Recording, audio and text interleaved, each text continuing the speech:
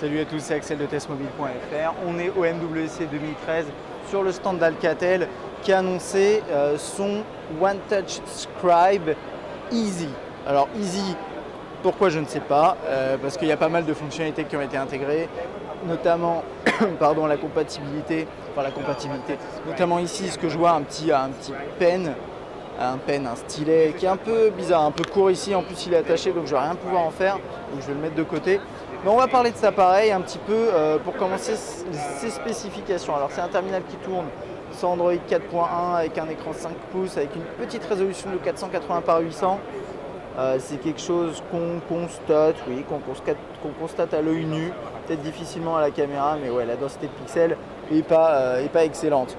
On a du dual core 1,2 GHz, 1 Go de RAM, 4 Go de mémoire interne avec possibilité d'extension jusqu'à 32 Go, APN 5 mégapixels, caméra frontale VGA et une batterie de 2500 mAh. Il sera disponible normalement en France, hein, pas de souci, on est chez Alcatel, courant avril 2013, au prix de 199 €. Alors bon oui, on est chez Alcatel, c'est vrai que là ici on voit que ONWC, le stand Alcatel, s'appelle Alcatel alors que OCES il s'appelait TCL, qui est en fait la boîte qui a racheté Alcatel.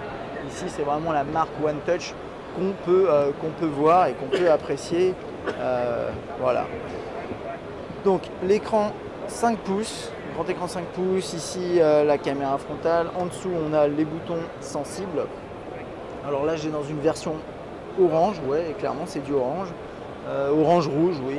Je l'ai à côté, je le vois en noir, en bleu, en jaune. Ça c'est voilà, la mode des couleurs funky, mais c'est pas si mal.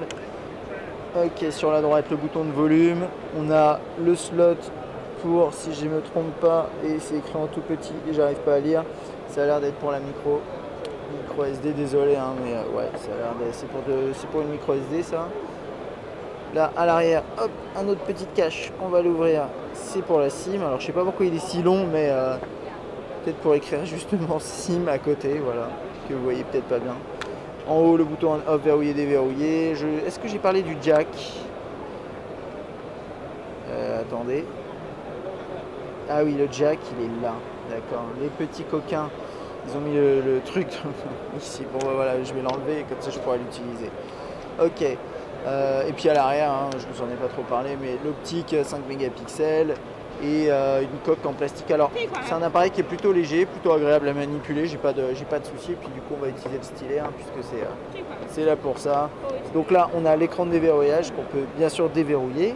Et on avait quelques options pour accéder rapidement à certaines fonctionnalités. Hop. Donc là on a les paramètres, on va aller jeter un œil dans les paramètres About Phone, juste pour voir, 4.1.2. On reste à pied, on a la galerie et le fond d'écran. On a l'accès aux widgets ici, aux applications téléchargées, etc. ici. Les boutons sensibles fonctionnent avec ce petit stylet tout mou qu'on nous propose. Hop. Je vous ai montré le tiroir des notifications. Non, je ne crois pas. Là, on a quelques paramètres en accès rapide. On peut défiler, on en a plusieurs. Voilà, là, je peux composer un numéro. Désolé pour les reflets, il y a pas mal de lumière autour de nous. On peut aller parler à Ivana. Je vais juste appeler. Ah non, ça marche pas. Voilà. Les contacts sinon s'affichent de cette façon là avec voilà, le stylet, c'est pas une réussite, je vais le remettre dedans. Voilà, avec ça au niveau des fiches, hein, bon ça c'est assez classique. Ici qu'est-ce qu'on a? Le navigateur web, l'antivirus, bon super, calendrier juste pour jeter un œil à l'interface, c'est l'interface classique d'Android d'après ce que j'ai vu. Là ici encore une fois c'est très classique avec peut-être une petite redisposition des paramètres, mais derrière c'est ce qu'on voit d'habitude, c'est ce qu'on voit un peu sur un Galaxy Nexus, avec quelques fonctionnalités qui manquent, notamment l'option pour faire des panoramiques, etc. Bon, on verra ça lors du test, hein, voir un petit peu ce qu'il y a exactement dans cette interface pour l'appareil photo. Ça a l'air un petit peu vide. Qu'est-ce qu'on a d'autre? On va voir la galerie.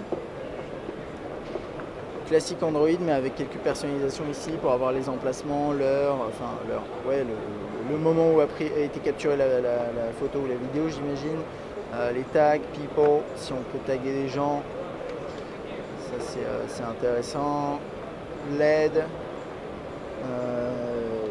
je regarde, je cherche un petit truc sympa à vous montrer, mais là pour l'instant je vois rien. Bon, il y a pas mal de choses quand même qui sont intégrées, pas mal d'options, tethering, l'option modem, Viber qui est peut-être pas préinstallé, la météo.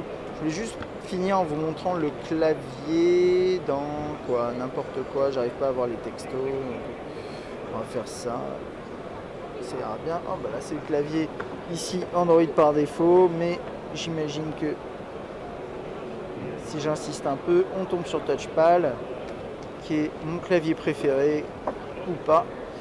Et donc là ici on a ça, voilà, ce petit clavier avec quelques fonctionnalités en haut. Ça a l'air intéressant quand même, hein. Voilà, on a ce genre de truc, écriture manuscrite, etc. etc. Bon là, très bien. Qu'est-ce qu'on a d'autre? Plein de modes de saisie de texte à droite à gauche. Bon, on verra ça lors du test, hein, si c'est intéressant ou non. Bon, ça c'était pour ma petite prise en main du One Touch Scribe Easy. C'est un petit peu long, surtout qu'on met Alcatel juste devant. Mais c'est un appareil plutôt sympa, et en plus qui s'est proposé pas très cher et qui a un grand écran, donc c'est un peu la démocratisation des grands écrans. Voilà, à bientôt.